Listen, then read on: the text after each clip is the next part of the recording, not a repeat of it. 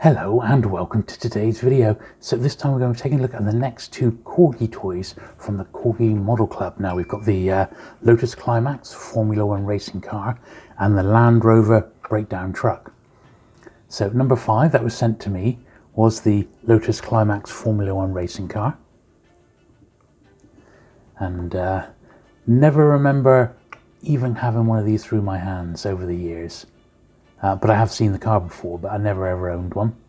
It's one of the sort of the smaller cars, so it's in the smaller box as well. And once again, I just used my flathead screwdriver just to get into the box without sort of damaging it.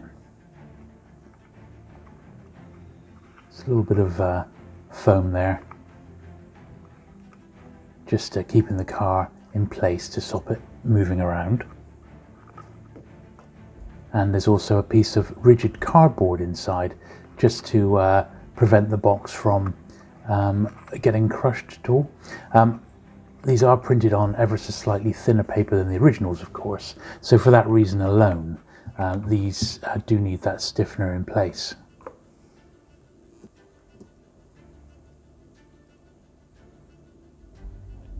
Very, very nice though. A classic design, isn't it? Very, very much 1960s.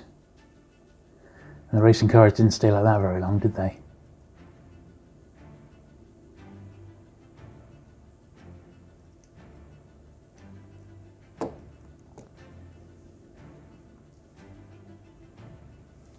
Yes, there's no actual sort of suspension in this one. It does just sort of roll along. There is no sort of give when you press on it.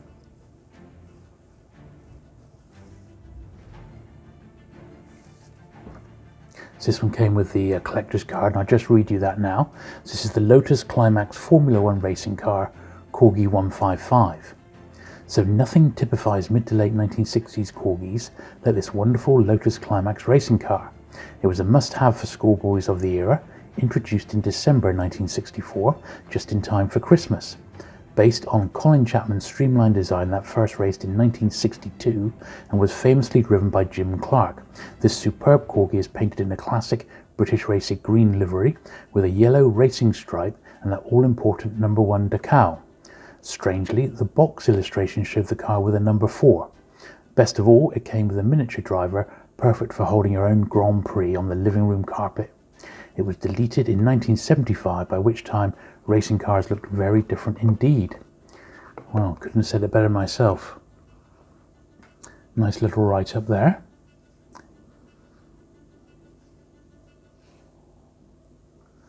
And then we look at release number 6, the Land Rover breakdown truck, which was Corgi 417. And first off, the box looks a bit Spartan, doesn't it, compared to some of the other ones, which have got a little bit of extra sort of writing around them in the sort of bottom left corner. This one hasn't got anything. Now, this is on a par size-wise with the ice cream van. It's got a bit of foam there to connect the, to protect rather the little light on top of the Land Rover.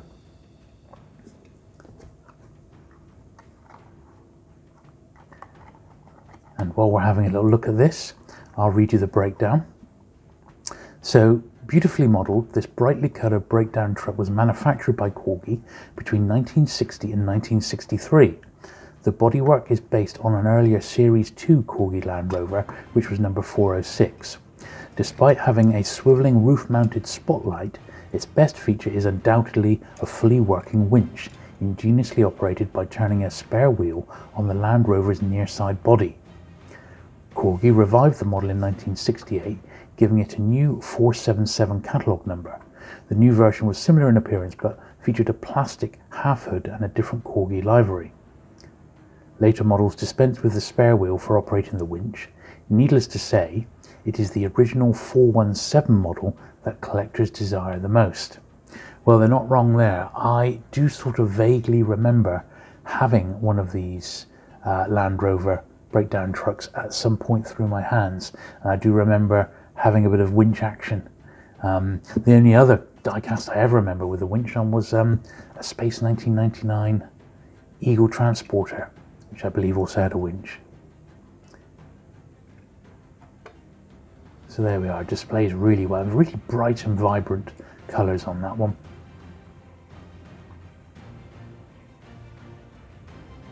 And there we are, and just turn the wheel there, and that drops the winch down.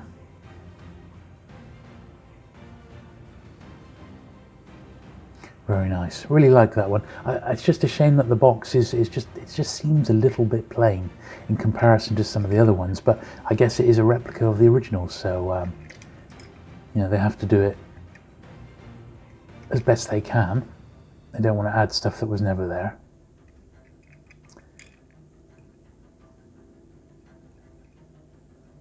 Lovely, and this one has got a bit of suspension.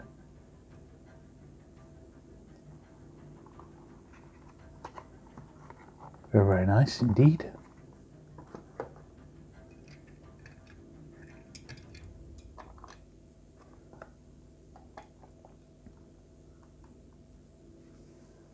Lovely. Two nice additions to the collection.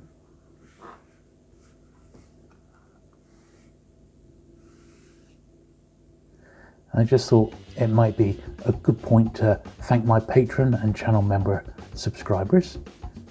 Their support does help keep the channel alive and thriving. And if you support me at any level, you will be getting an on-screen credit in all my videos.